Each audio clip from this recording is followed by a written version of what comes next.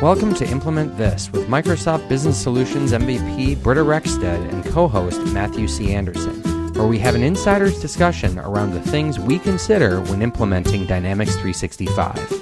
In today's episode, sponsored by Unmanaged, Britta and I discuss the use of multiple environments and solutions.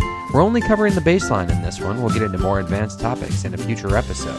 Unmanaged is the leading Microsoft Gold CRM ISV, delivering best-in-class Dynamics 365 customer engagement solutions, as well as cost-effective and high-quality offshore Dynamics CRM programming services. Unmanaged's innovative solutions portfolio includes Maplytics, a premier map visualization, routing, and geoanalytics app for Dynamics 365 customer engagement, InnoLink that offers a seamless integration between QuickBooks and Dynamics 365 customer engagement, and other productivity apps like the User Adoption Monitor, Click to Clone, and Click to Export. We thank Unmanaged for their sponsorship, and now on with the show. So at this point, it's time to start yet another episode of Implement This. Hi, Britta. How are you? Good, Matt. How are you? I'm doing pretty well. I feel like we're at a point in this podcast where we have talked an awful lot about working with changes that you're making from an administrator's perspective. And there are a few things that I think it's worth visiting that we haven't talked about in a lot of detail, and there's probably more detail than we'll cover in just one episode, but it's time to hit some of this baseline, and that's around when you're actually building out configuration to your system. What are some of the things you have to think about in the big picture around environments and around solutions and terms like that, where I know for us, like we've been working with those for a long time, but as I talk with other people, folks who are newer to Dynamics, they're just kind of look with that confused look on their face. I think it's intimidating when you first get in. I didn't have a test environment the first couple of years. Really bad. I learned most of what I know in production, which is not how you should learn it. Okay, so let's start out right there and just talking about why that is a terrible idea. And you have to buy your coworkers so many donuts to make up for it because you make their life miserable. Yeah, so definitely and this is worthwhile both either online or on-premise, having not just your production environment that you're working in, but if it's online, having at least one sandbox environment that looks like your production, a copy of your production environment with all of the workflows and things that are sending out email disabled. Or if you're on-premise, and there are still a lot of folks out there who are on-premise, those can be provisioned either as another instance of CRM on the same server, or it could be set up as an entirely separate server, trying to keep some separation in there to make sure you're not accidentally in production. It is worth every penny if you are online. Additional instances do have a per month cost, but the cost of them in the grand scheme of things is not that unreasonable. I think published price is about $150 per instance per month. And if you have enough users, you get one sandbox for free anyway, so there's really no excuse on that side of it. But the time and headache of if you screw something up in production, having to go back, all the donuts that you were talking about. Yeah, some things you can't make up for in donuts. I can personally attest to that. So as you think back through and that first time that you started working in that multiple environments situation, what are there any things that you ran across that are worth sharing with folks, or anything like that about just starting to work across multiple environments? Definitely. So the first thing that comes to mind when you're moving from having only one environment, a production environment, to having multiple is how many do you actually need? And I think that depends on the organization. It depends how many resources you have working together. It's really nice in the projects that I get to work on, we usually have a dev environment, which is just all building things and tearing things apart, and it's a mess, and it would scare the users if they got to see it. And no polish, no fit and finish, it's just work. And then we move things out of that into some kind of a testing or QA environment. And where we're lucky enough to have QA people who it's their whole job to test and make sure it works and it meets the business requirements, they really need their own environment that I'm not messing with, so that I can give them things and they get out of the way. And then not mess it up by still growing. Yeah, you can continue developing in your dev environment while they're testing in their test QA environment. Yeah, absolutely. And there's many other reasons. If you have really thorough, if you have a lot of integrations, sometimes you have an environment just for that. Regression is really common. And I really love seeing a training environment where users can go in and they have everything that they would have in production, or maybe it's the next release. So it's the brand new features they're about to get. Then they get to go in and play with things and not be worried they're going to break it. I don't love doing the majority of training in production. Some you want to do in production because you want to make it real and you want to teach people to use it. But there are some things I think you need to teach in a safe space where they can just go play and see that it's not going to break. Yeah, I've definitely seen a very similar thing as far as not training in production. Sometimes if you have the resources and availability for it, if you have multiple trainings that you're doing with a group of people, maybe do the first one in a dedicated training environment, and then the next time you can have them do some things in production. Because sometimes there are advantages to having someone right there coaching you on setting up your first personal view, and when you save it, you've got it actually in the production environment. But definitely not as your first time dipping the toe in the water. Yeah, especially for data entry or if you're manipulating things at all. Yeah. Better to have that sample data set that you get to play with than be monkeying with real client records. Like, it's scary. Yeah, though I will say I've heard many people in a training say this isn't my real data. I don't get it. Yes, there's a risk there, and that's where you figure out what part of the training needs real data and things they can carry into work on Monday, and now they have that view that they made, and then what things they need to save space to play. Yeah. Okay. So as we look across these different environments, you talked about building things out in the dev environment and then moving that into a test QA environment and or all of these others, and then finally that goes into production. And in Dynamics, we have an out-of-the-box way to be able to move many of these components between environments. I mentioned it earlier on. It's this concept of solutions. So I think at least in the scope of this episode, if we can talk a little bit about what solutions are, what kinds there are, what are the basic building blocks of solutions, and maybe go into some of the more advanced topics in perhaps a future episode. Yeah, I think that'd be great, especially the new things that have come out. If you learned solutions a couple of years ago and you haven't looked back since, there are a lot of new things that you can do, and I think it's important to cover that too. Yeah, definitely. So I think one of the first things when it comes to solutions, what are they at their most core? And a solution, if you've come from a development background, you probably have a preconceived notion of what a solution is, at least from a kind of a Visual Studio perspective as to what that is. And it's a little bit different in the Microsoft Dynamics world as far as what solutions are. But they are effectively a container for different types of configuration and some specific types of data that can get moved from environment to environment to environment in a very specifically packaged way. It comes in if you have the actual download, it's a zip file, but that's not the only way to get them into the system. And they fall into two main categories, right?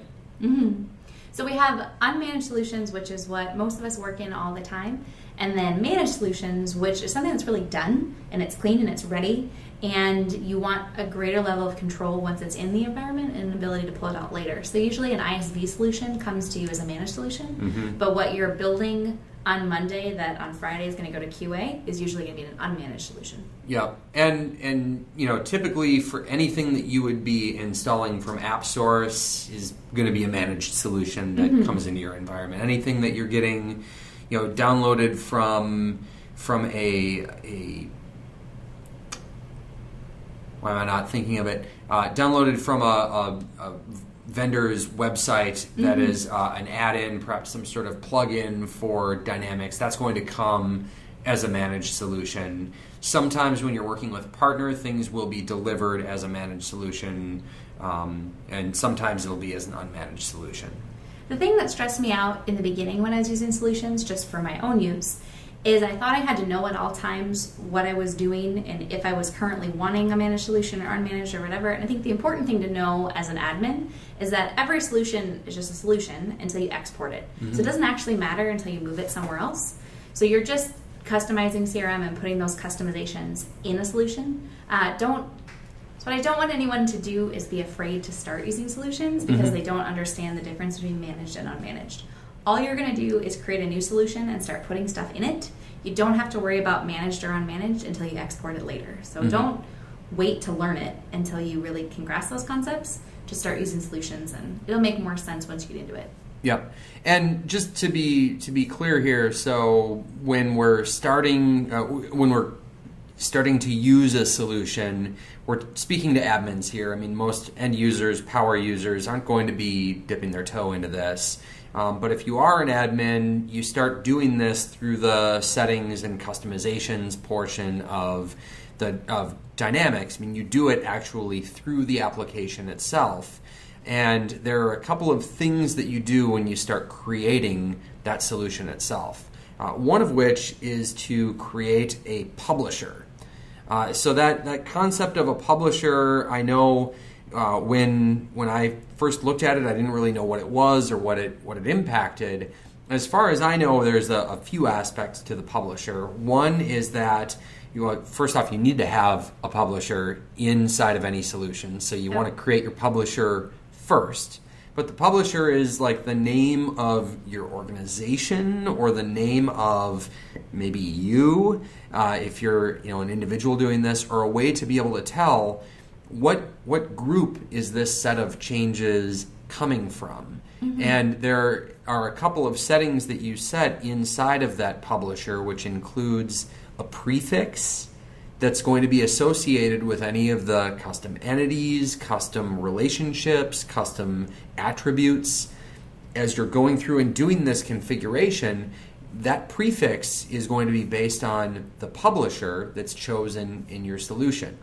And the way to be able to tell in any environment where somebody didn't think through and create a publisher and do that is you'll see that the prefix is new behind or before every field or every entity that's out there, and it just kind of screams, hey, pay attention to me, because someone who was doing this maybe didn't know about that best practice of using a publisher. So there may be other places out there where best practices weren't necessarily used. Yep.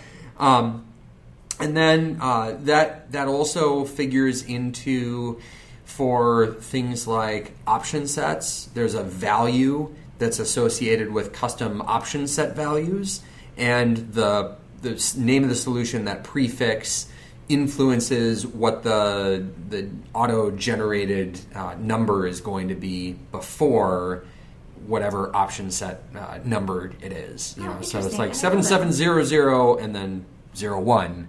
And so that 7700 is the solution publisher prefix. Oh, cool. So you can start to see, and that way if you're adding in option set values that could come from multiple places, you can see kind of where they originated from. Was it from one solution versus another later on? So that all goes back to that initial publisher that was chosen for the solution where you start doing the work. Interesting. So I'm curious what you've seen in implementations. I've usually seen where a publisher is that company. So if I'm the customer and I'm the admin, I have a publisher I use for everything, and then my partner has maybe a publisher that their solutions come in as. If I'm using a managed solution that comes in from another vendor, from an MVP, they have their own publisher. But I haven't seen a lot of publishers being individual people. So if you and I were both building the same solution, I haven't seen it where I would be a publisher and you'd be a publisher. Not because we can't, but just because I don't bump into that. Do you bump into that? I think that's a fair point. I'd say that's fairly rare. In some special cases, I have run into it and seen it, but I wouldn't put it out there as a best practice. Sometimes when individual people are being kind of introduced to doing their own configuration or customization configuration of Dynamics, they may have their own solution that's created that uses a common prefix. So the prefix would be the same one that would be for the company, but the name of the actual solution publisher is different, even though the prefix is the same of what's out there.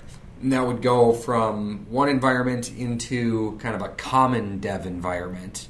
Everything's consolidated in that common dev environment and then pushed through the other environments using one and only one publisher on that solution. So kind of a corner case, probably digging a little bit into the too deep for the baseline episode here, but I think it's typically name of the organization or name of the partner or the name of the ISV. Mm-hmm. Yep.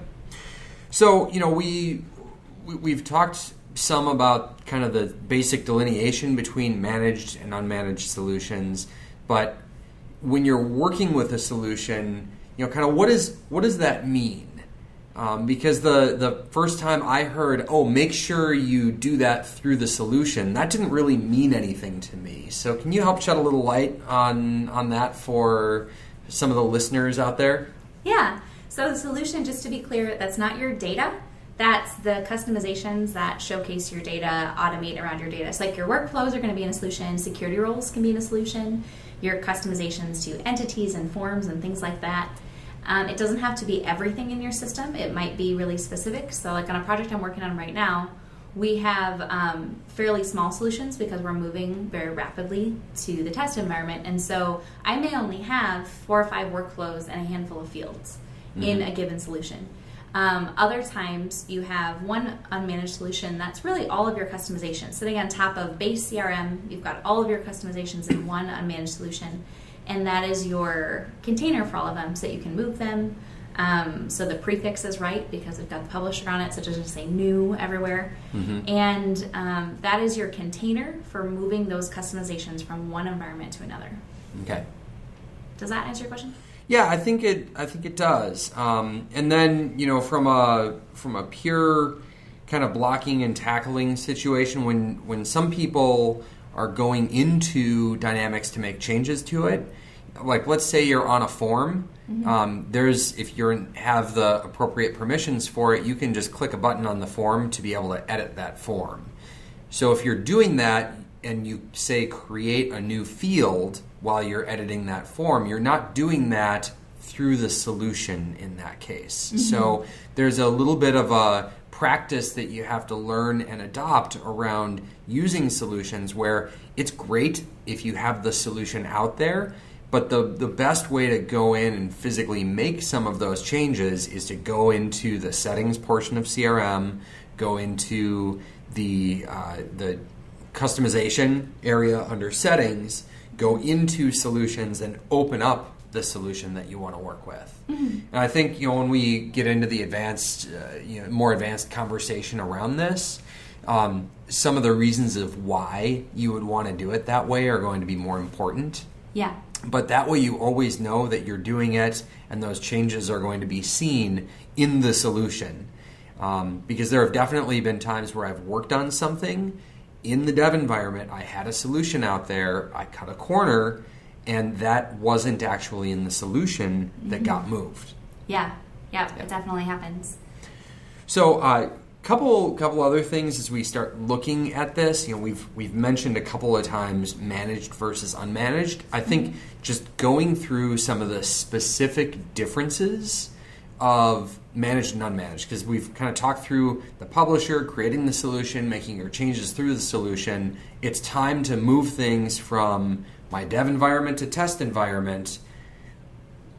What do I think about? When will I know unmanaged versus managed? Great question. So in a managed solution, only the publisher can dictate changes down the road, which doesn't matter so much in unmanaged. Okay. The thing about managed that's really nice is that when you import a managed solution, it all comes in really clean, and if you want to take that back out, it all comes out really cleanly too, which doesn't happen in an unmanaged solution. And so let's pause on that and make sure that's clear. So managed solution, if you import that solution, you can remove it, and it's going to back out all those changes. And everything comes out with it. So if you're bringing in new fields, new entities, new forms, new workflows, whatever it is, if that comes in a managed solution, you can just take that back out later. Okay. So that works really well if there's one self-contained piece of your system that you're bringing in fresh. A lot of times we see this in industry verticals where, like in financial services, there'll be specific entities that are unique to financial services, and you bring those in and drop them right into your solution, and that works really well. And so it's nice because it pulls it all out, but it's just not as flexible. So I can't go in and make changes on that managed solution in the same way that I could on unmanaged. There are some things you can customize, but the publisher on that managed solution decided what I could customize ahead of time. So if there's fields I want to change, if there's things that I want to take out, things that aren't working for me, I don't have that option. It's all or nothing. Okay. Unmanaged is nice and flexible, so I can keep tinkering, and I'm a tinkerer, so I like that. But it's a pain in the butt if you ever have to take stuff back out. Like if you have, let's say you thought a set of 20 fields was necessary in a phase of, business requirements gathering, and then it turns out 6 months later that that's not how you're going to do it. Now you've got to go into all of your environments and individually delete all those fields. Got it. If you've used the unmanaged if you've unmanaged solutions and move them, I can bring in a new unmanaged solution to update things, so to change the way my forms look, to update workflows and things like that. But I can't use an unmanaged solution, or any solution really, to delete components. Yep. So that's where managed solutions are cleaner in that way, because I can actually pull everything back out. Yep. Okay. And one other comment that I learned early on with managed solutions, because I did move a couple of things using a managed solution that I wished I hadn't later on.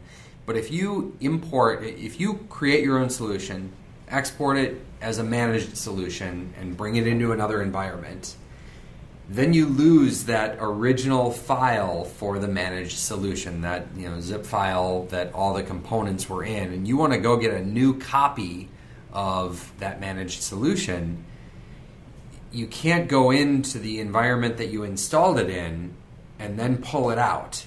If it's brought in as a managed solution, that goes into the system, but you can't yank out a copy of that managed solution. Yeah, you can delete it, but you can't export it. And that's to protect IP. It's fair. ISVs put a lot of money and time into developing their intellectual property. Makes sense people can't just steal that, but it is a bummer if you lose access to either that original environment that you made the solution in or that zip file. I mean, you're in trouble. Yeah, and so for the folks out there that are not, part of a partner, an ISV, keep that in mind of the importance of managing that source, that kind of source code, that file that you have of the managed solution if you are using managed solutions inside of your organization, because trying to go and piece that stuff together again later can be rather problematic. So another thing to keep in mind when you're bringing solutions in is that most recent unmanaged solution brought in wins. So if you have multiple solutions competing and they all have a different view of what that form should look like, if you bring in that new unmanaged solution, that's the one that's going to win. It's going to look just like that. Yep. I used to get really, really ticked when my partner and I were not in good communication, and they would bring in new stuff, and I was bringing new stuff, and they'd accidentally overwrite what I had cared about because we weren't communicating well. And so it's important, especially if you're going to get into having a lot of unmanaged solutions, to be aware of what you're accidentally tripping over. Yeah. And that's where the newer features get really exciting, because we can be much more granular. I think we should have an episode about that. Yeah, definitely. Yeah, and another situation where having an awareness around the kind of the fact that the latest version wins in unmanaged solutions is, even if you are working with a partner, it's more and more common to have situations where both your organization and the partner organization are working on different aspects, because it is such an approachable system. So if you're coordinating, you need to make sure that if you're both working on, say, the opportunity form, you're not going to start updating or making changes to the changes somebody else just had. So important to have that communication around that, around what you're working on while you're working on it, so you don't have to go back and redo the work later. Very important. One other thing to keep in mind is that diversions matter, kind of. So asterisks next to it. So the version of CRM that you exported the solution out of it matters, but it doesn't have to be identical with where it's going. So you do have a little bit of wiggle room there. So for example, I couldn't take an unmanaged solution that I made back in 2011 and import it into, my current system today. Wouldn't work. It can't go that far, but it can usually go 2 versions forward. So if it's a little bit old, that's okay. A lot of bit old, you're going to have to redo it.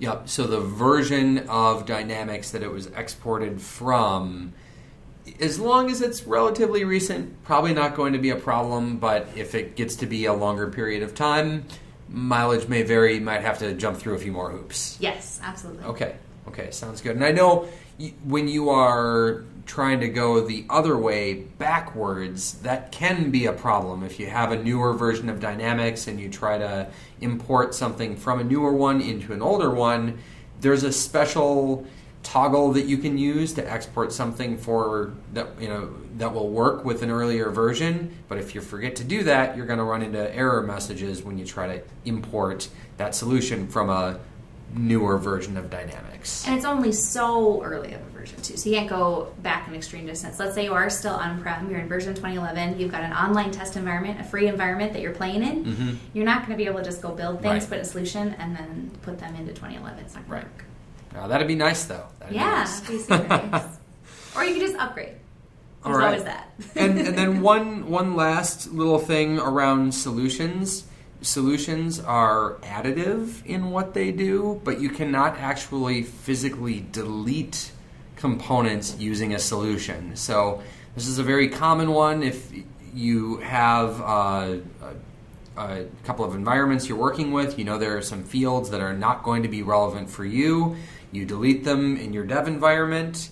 You have that entity in the solution itself, and you bring it into your test environment, and all those items that you deleted in dev are still there in test.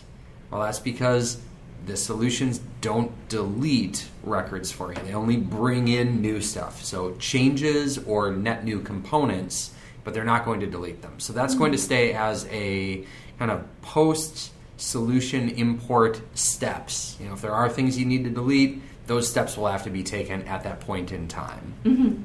Another thing to keep in mind is that you'll almost always end up with operational data that's not really part of your solution. So an example is a lot of times we want more than just an option set. We need some kind of picker, like in financial services, that might be the account type, like an IRA versus a 401k or something else.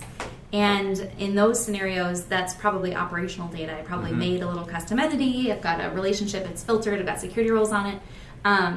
Those actual records that say 401k and IRA and things like that, those don't move with a solution. Yeah, if you've done it with a custom entity and it's a lookup on that account page. Yep. And so you can run into issues if you're hard coding your workflows, hard coding business rules or other things to say, look for IRA as the account type.